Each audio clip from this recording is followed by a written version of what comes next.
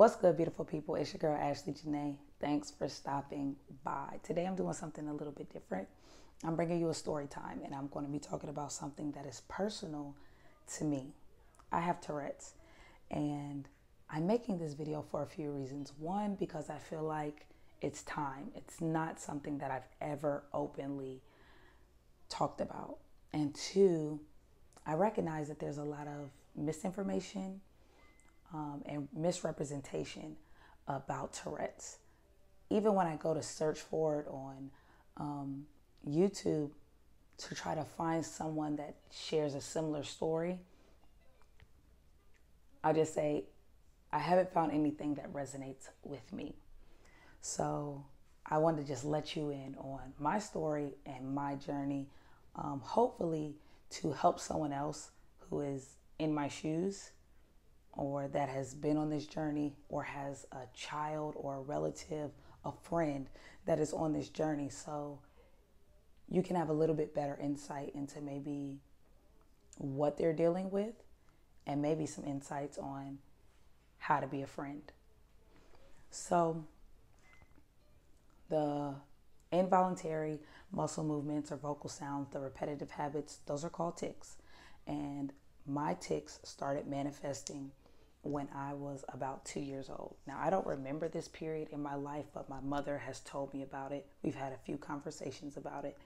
And she said that when I was a baby, or when I was a 2-year-old, I don't know if that makes you a toddler, but when I was two, I'd be doing normal things like playing and things like that. But she would notice as I was doing it, I started making sounds. I would say, ah, ah, ah, ah, ah, over and over. And she said she would just sit and observe to see if something was wrong, if I was okay, and things like that. So it continued for a while. And while I didn't show any physical signs of pain or discomfort, she knew that something was not right. Now, this was at a time when the internet was not at the forefront of technology. This is at a time when we're still using phone books, pay phones, dictionaries, going to our doctor. So there was no way she could readily get the information about it or even have any idea of what it was because it was not available. Now, TS isn't necessarily a new disorder, but the reality of it, it being accepted in the medical field, is still kind of new. We're talking about a century old, maybe. And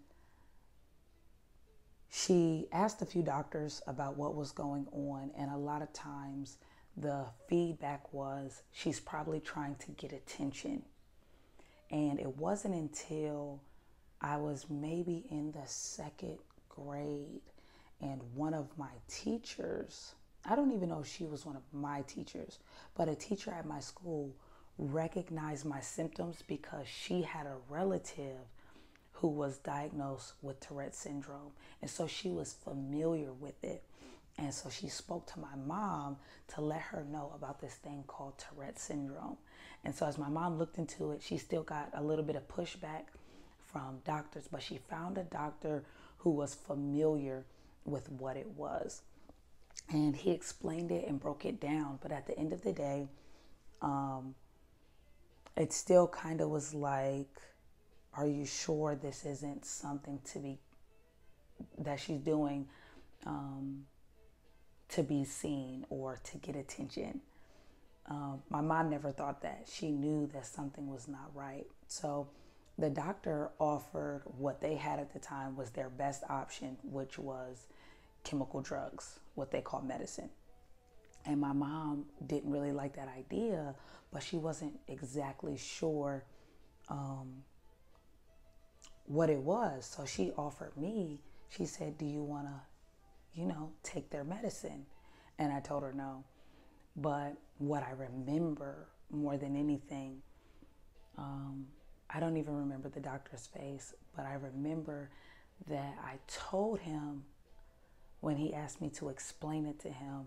And as a child, you don't really have necessarily the best way to explain things, but I told him that sometimes it hurt when I tried not to do it.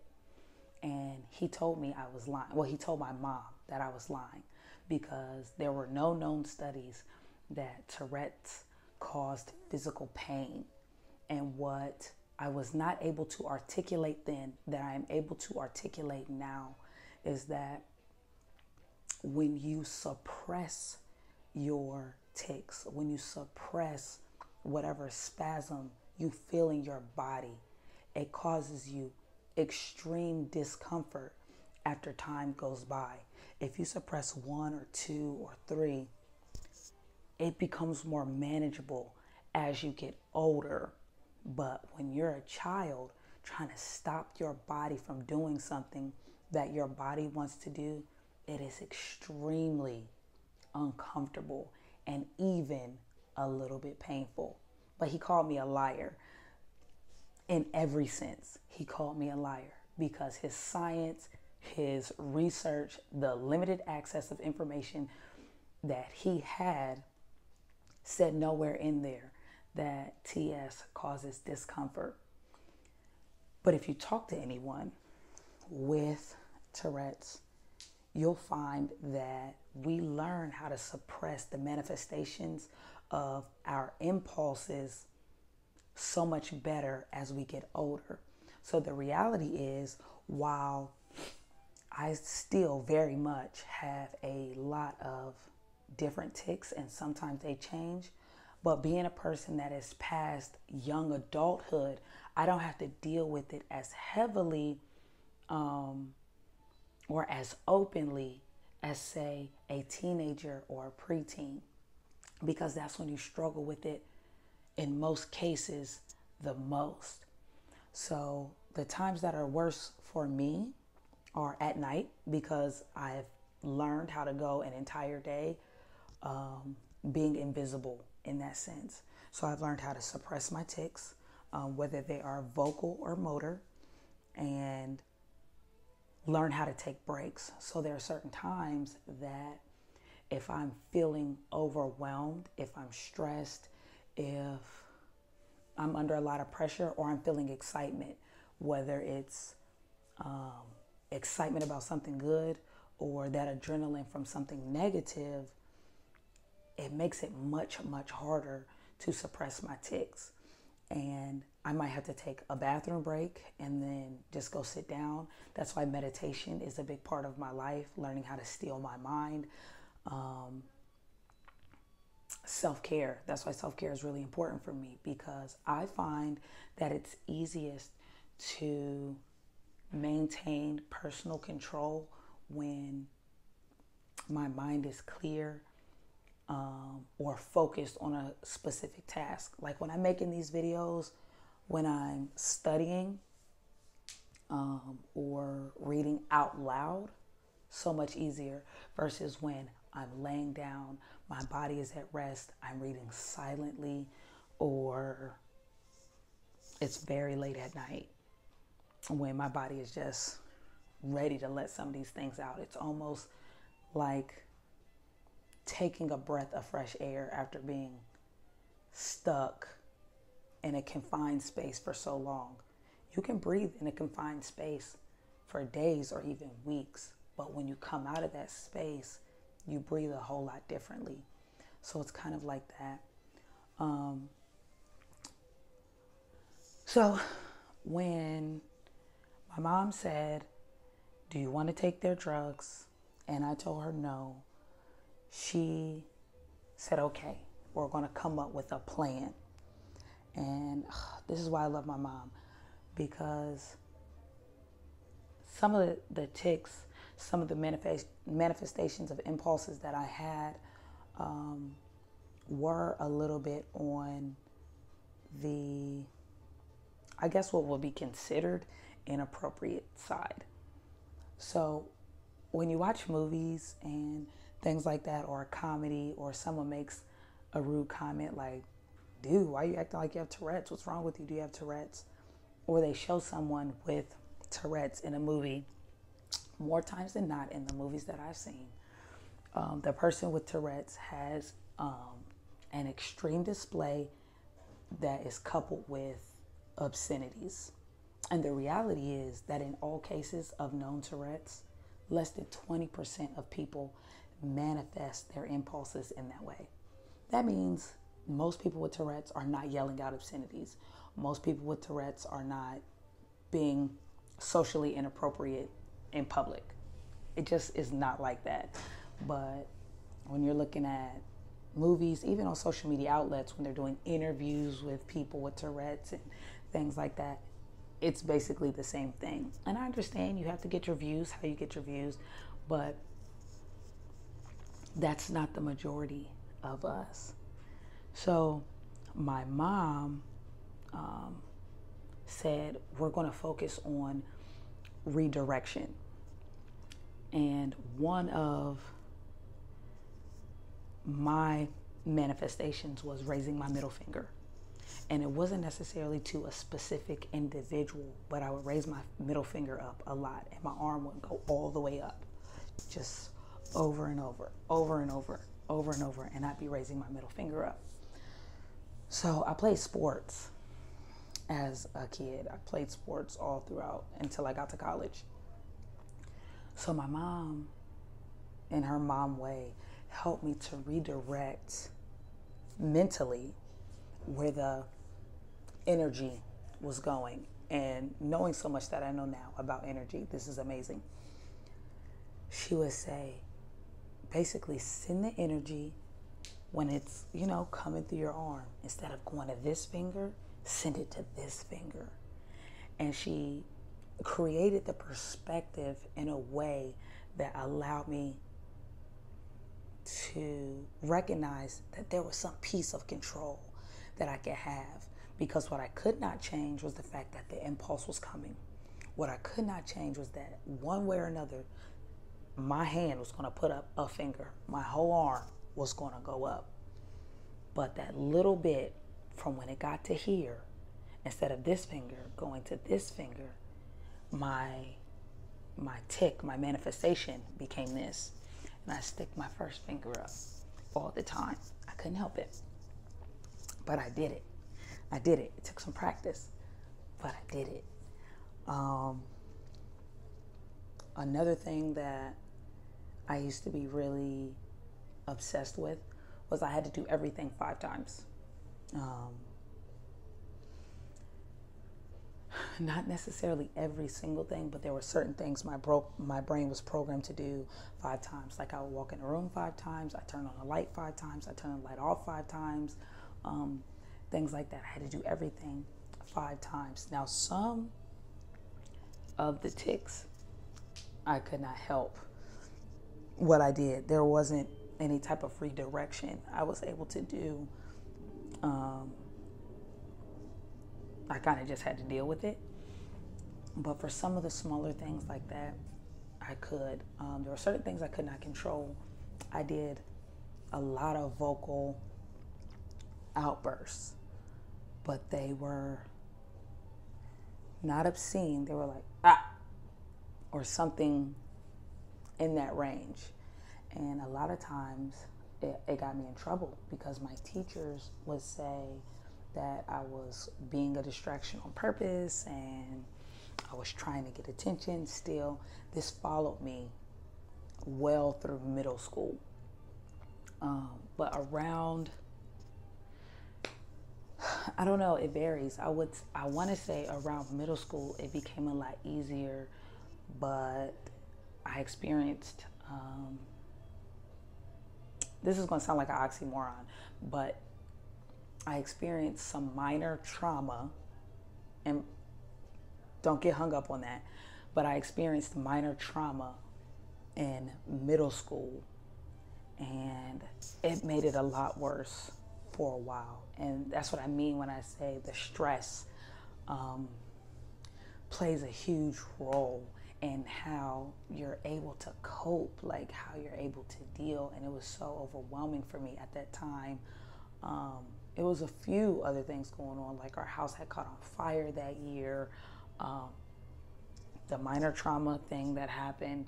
Like, it was just a lot going on that year, and it was so extremely difficult to just cope with regular life, that when my manifestations would just come, they would come in waves, and it'd be so overactive, and it was outrageous.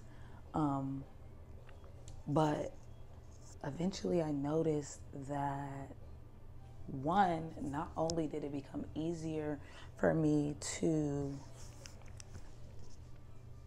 suppress my tics, also, like when I got into my early 20s, they became less aggressive, I want to say. Whereas I don't even really know how to explain it, but there is this thing, I relate it to my ears. I'm not sure what part of my brain it actually is affecting, or my body, but it's like a clenching, and I'm doing it right now to try to figure it out. But it's like this clenching that happens inside my head, and I feel it in my ears. And the sound almost will remind you of like when you hold a seashell to your ear, maybe, is the best way I could describe it.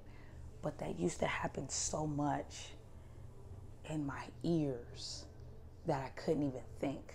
It was like this constant, like, I'm doing this because this is how the pulse was, but it like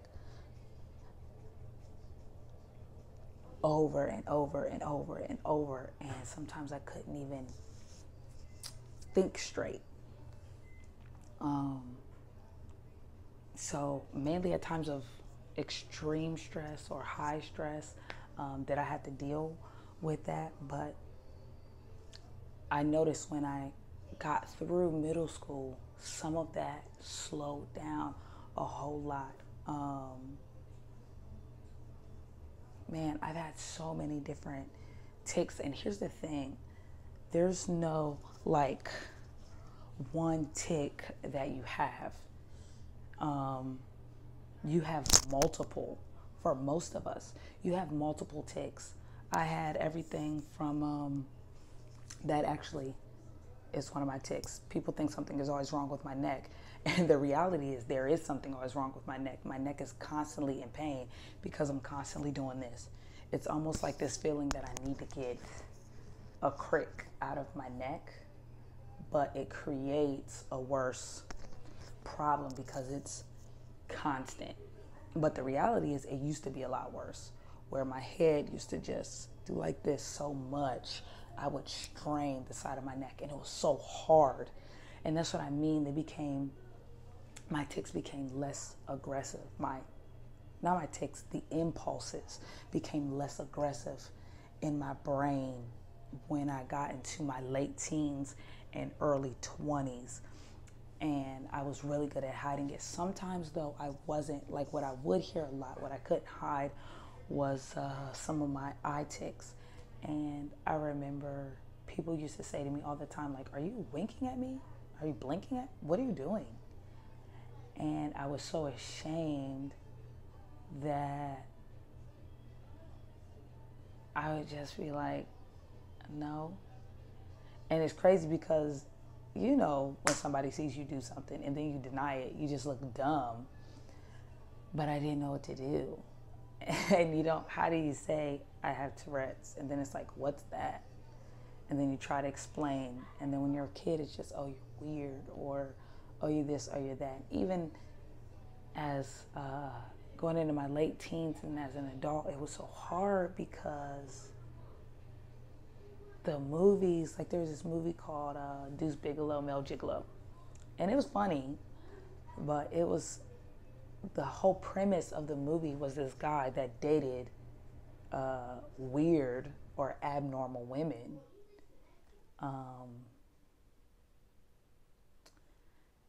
And of course, one of the people in there had Tourette's, and she just yelled out cuss words the entire time he was with her. And of course, at the end, they try to clean it up, and like, oh, these people, they have feelings too, and they deserve love too. And sometimes either they don't know or they just don't care that you make people an other in that way. And so trying to have the conversation behind something like that, or hearing it. I've heard it in my own circles of friends that I've had throughout the years. Somebody like, man, you acting like you have Tourette's, like because somebody keeps yelling out stuff or is trying to be funny or is being inappropriate. Like, man, stop it. Man, you got Tourette's, what's wrong with you? And then in reality, me being a person with Tourette's, and it's like that's what they think of me. And so it creates a fear and a shame. It wasn't until maybe 6 or 7 years ago that somehow I decided I wasn't going to be ashamed of who I was. And I decided that I was going to speak up. That if someone was being rude or someone said something off-putting or out of the way, that I wouldn't be mad at them for their ignorance or their arrogance. I wouldn't be mad. I let people have their room to make that mistake, but I wasn't going to be silent. I wasn't going to sit by and feel shamed because of your ignorance and your arrogance. So when people would say things like, why are you acting like you have Tourette's? And the conversation's like, I would say, I have Tourette's. And you're like, what? I have Tourette's. And I was like, no, you don't. Stop playing. No, I have Tourette's. And you think it's funny because this is what you've been taught. But let me educate you. Let me tell you what it is. Let me tell you how it affects me. And it's been hard to do that, but it's been necessary to do that. So all of my closest friends know that I have Tourette's. And a lot of times after I say it to them, they can pick up on it and say like, oh, I do notice that you do that. Or, oh, I have seen that happen. You do that a lot. Or something like that. I was like, oh, I just thought like, I don't know, whatever they say they thought. But I'm not ashamed anymore at all. But I haven't talked about it. And this is why I think it was kind of important for me to talk about it, because even with people that do have Tourette's, because it's still it's not at the forefront for real. And just because some online social media vlogger talks about it and interviews these people that have these extreme cases, like that's what Tourette's looks like for everybody. It's still really not at the forefront the way that, I don't want to necessarily say it should be, but the way that it could be. And it makes it hard for people with Tourette's to even talk to other people with Tourette's sometimes. I was on a train one day and I saw this guy, and from my vantage point, he had Tourette's. Now, he might not have. He might have been dealing with something else that I've never heard of or know nothing about. Completely possible. But I thought he had Tourette's. And so I went to him and I said, excuse me, sir, can I ask you a question? And I think it was because I was at a place in my life where I just needed someone that understood what I was going through. I never met anybody in real life, maybe to this day. But at that point, I had never met anybody in real life that I had a conversation with who had Tourette's. Never. And I said, excuse me, sir, can I ask you a question? He was like, okay. He was reading a newspaper on the train. I said, it's so quiet. I said, do you have Tourette's? He was like, excuse me? He was like, you don't know what you're talking about. And I said, I'm sorry, sir. I didn't mean to offend you. I said, I have Tourette's and I've never met anybody with Tourette's. I was like, but I'm sorry to have offended you. And I walked back to my seat. And I wasn't even mad at him because for the fact that he said, you don't know what you're talking about, instead of what the hell is that? It was like, he knows what Tourette's is. And maybe he knows someone with it. He understands the signs or symptoms, or he saw it in a movie and was like offended, like, you think I have that? I don't know. But I know if he did have Tourette's, it had to be hard for him to be confronted with the fact that somebody noticed it. So in some ways, I often think that I was probably wrong for asking him. But then I also thought, how do you ever have the conversation? And so I always said, if somebody were to come up to me and ask me if I'm having a bad day and my symptoms are just manifesting in an uncontrollable way, which that has happened to me in public before, like just being stressed out. And I said, if somebody comes to me and asks me, I said to myself, if someone were to ever ask me about what was going on with me, I would try my best to be open, to be honest, and to give them the information that they might be looking for, as long as it was in an authentic way. But I'll never forget that day, and that man's face, I'll never forget. Like I said, I understand, because it gets hard, when you're dealing with something that you feel like people are already looking at you a certain way if they hear a certain thing. So when people hear the word Tourette's, I don't know how many movies you've seen where they've given you an idea of what you think is going on with me. But yeah, I just hope that if you know someone with Tourette's, or if you're dealing with Tourette's, that one, you don't feel shamed, and two, that you learn to love yourself so much that you speak up for yourself. Because I think the reason why I didn't really speak up for myself for a long time was not just because of the shame, but because I didn't love myself enough to know that I was still worthy. I didn't love myself enough to know that I was okay. And my mom was great at making sure to let me know how amazing I was and how brilliant I was. Which is true, but sometimes when you're stuck in a certain place, you don't want to hear it from outside sources. So you have to give it to yourself. And when you speak, your soul hears it.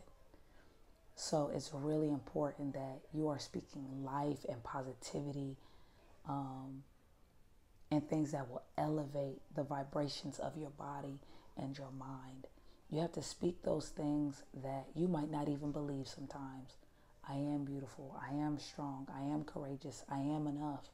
You have to, because you are. And it doesn't matter how many outside sources say it. You have to say it, and you have to believe it. Say it until you believe it. But that's it for now. I really don't have too much else to say. I just hope that somebody's encouraged. I hope you're encouraged to speak your truth. I hope you're encouraged to talk about your experiences. And I know that they can be extremely painful sometimes. I've been there. I still go through it sometimes. Adult and all, it doesn't matter. We feel it. We have emotions. So if you made it through this video, thanks so much for watching. I appreciate you. I really do. And this video, probably more than any other one, I really hope you talk back to me if you're going through it, or if you know somebody that is, and maybe you have questions of how to approach the situation, or whatever it is. Let me know in the comments, and I definitely will get back to you as soon as I see it. So thanks again for watching. If you found value in this video, give me a thumbs up. And if you like any of my other videos and you want to come along with me for the journey, go ahead and subscribe, hit that post notifications bell, and I'll see you next video. Thanks so much for watching. Peace.